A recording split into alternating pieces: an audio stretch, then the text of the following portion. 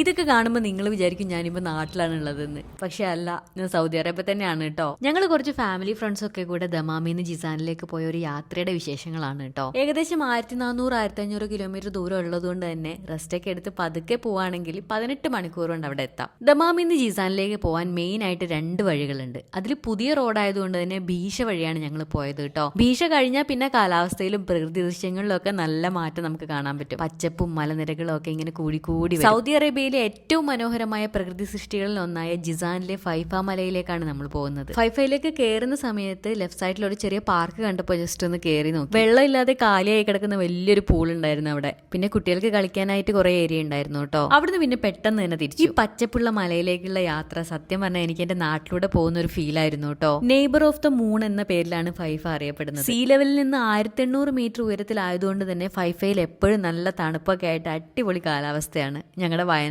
പോലെ. ഇനി അങ്ങോട്ട് ഭയങ്കര കയറ്റവും റോഡൊക്കെ ഭയങ്കര വളഞ്ഞു മറിഞ്ഞതാണ് കേട്ടോ. ഫൈഫയിലേക്കുള്ള ഈ അഡ്വഞ്ചറസ് ഡ്രൈവ് കുറച്ച് പേടിയൊക്കെ ഉണ്ടാവുമെങ്കിലും സംഭവം നല്ല രസമാണ് കേട്ടോ. നമ്മുടെ താമരശ്ശേരി ചുരത്തിന്റെ കുറച്ചുകൂടെ ഒരു കൂടിയ വേർഷൻ എന്ന് പറയാം. ഓരോ വളവ് പിന്നിടുമ്പോഴും അതിലും മനോഹരമായിട്ടുള്ളത് ഇനിയും നമ്മളെ കാത്തിരിക്കുന്നത് പോലെയാണ്. ഇവിടെ പോയിട്ടുള്ളവർക്ക് അറിയാൻ പറ്റുമായിരിക്കും ഈ അഡ്വഞ്ചറസ് യാത്രയുടെ ഒരു രസം.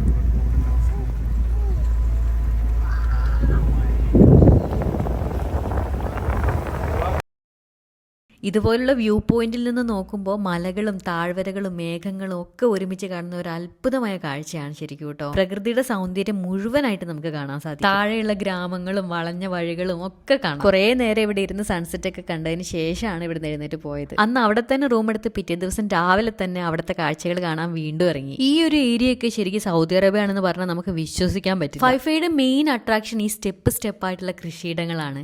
ഇവിടെ കോഫി, ചോളം, ഒരുപാട് തരം പഴവർഗ്ഗങ്ങൾ ഒക്കെ കാണാം. പിന്നെ ഇവിടെയുള്ള ആളുകൾ ഉണ്ടാക്കിയിട്ടുള്ള പഴയ കല്ല് വീടുകൾ, ഇവിടുത്തെ പഴയ സംസ്കാരവും ജീവിത രീതിയും ഒക്കെ നമുക്ക് കാണിച്ചു തരും. നിങ്ങളൊരു പ്രകൃതി സ്നേഹിയോ ഫോട്ടോഗ്രാഫി ഇഷ്ടമുള്ളവരോ ഒക്കെ ആണെങ്കിൽ നിങ്ങൾക്ക് ഇതൊരു സ്വർഗം തന്നെ ആയിരിക്കും. ഇതാ കണ്ടില്ലേ, നമ്മുടെ ഫ്രണ്ടാണ്. ആളൊരു ഡോക്ടർ ആണെങ്കിലും ക്യാമറ കൈ കിട്ടിയാൽ പിന്നെ ചുറ്റുമുള്ള ഒന്നും ഓർമ്മയുണ്ടാവില്ല. പിന്നെ ഇതാ ഇവിടെ എത്തിയപ്പോൾ കണ്ട കാഴ്ചകൾ നോക്കിയേ. മൈലാഞ്ചി ചെടി, മുരിങ്ങയില, പിന്നെ ചക്കപ്പഴം.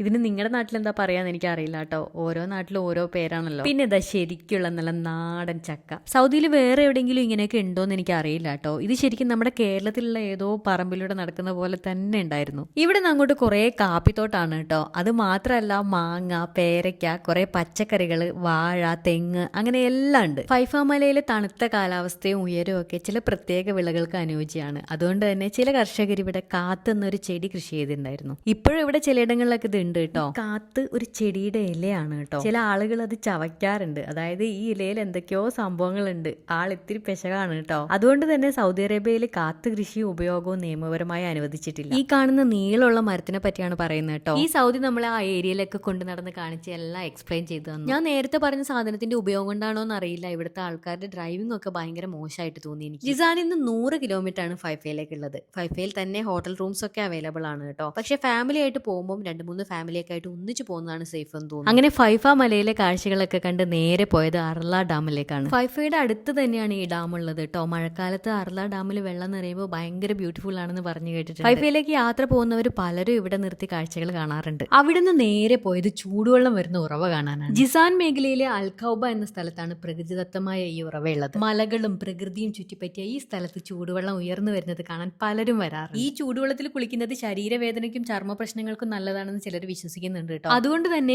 ഈ വെള്ളം ഇവിടുന്ന് ബോട്ടിലുകളിലാക്കി കൊണ്ടുപോകുന്നവർ. ജിസാൻ യാത്രയിൽ കാണേണ്ട പ്രത്യേക പ്രകൃതി അത്ഭുതങ്ങളിൽ ഒന്നാണ് ഈ ഹോട്ട്. പിറ്റേ ദിവസം പോകുന്ന വഴി പ്രതീക്ഷിക്കാതെ കിട്ടിയ മറ്റൊരു കാഴ്ചയാണ് കേട്ടോ വാദി ബേഷ്. ആ സമയത്ത് മഴയായതുകൊണ്ടാണ് ഇങ്ങനെ വെള്ളം ഉണ്ടായത്. ഒരു സൈഡിൽ നിന്ന് മറ്റേ സൈഡിലേക്ക് റോഡ് ക്രോസ് ചെയ്ത് വെള്ളം പോയിക്കൊണ്ടിരിക്കുകയായിരുന്നു. അന്ന് അവിടെ നല്ല തിരക്കായിരുന്നു കേട്ടോ. ഒരുപാട് പേര് ഇത് കാണാനായിട്ട് അവിടെ ഉണ്ടായിരുന്നു. സത്യം പറഞ്ഞാൽ അവിടുന്ന് തിരിച്ചു കയറാൻ തോന്നിയിട്ടുണ്ടായിരുന്നില്ല കേട്ടോ. അവസാനം നല്ല മഴയും ഇടിമിന്നലും ഒക്കെ വന്നപ്പോൾ പോലീസും ഫയർഫോഴ്സും ഒക്കെ വന്ന് എല്ലാവരും ഓടിച്ചപ്പോഴാണ് ഞങ്ങൾ അവിടുന്ന് തിരിച്ചത്. അപ്പൊ ഞങ്ങളുടെ ഈ ഫൈഫ യാത്ര നിങ്ങൾക്ക് ഇഷ്ടമായി എന്ന് വിചാരിക്കുന്നു. ഇതുപോലുള്ള പുതിയ വിശേഷങ്ങളുമായിട്ട് വീണ്ടും കാണാം. താങ്ക്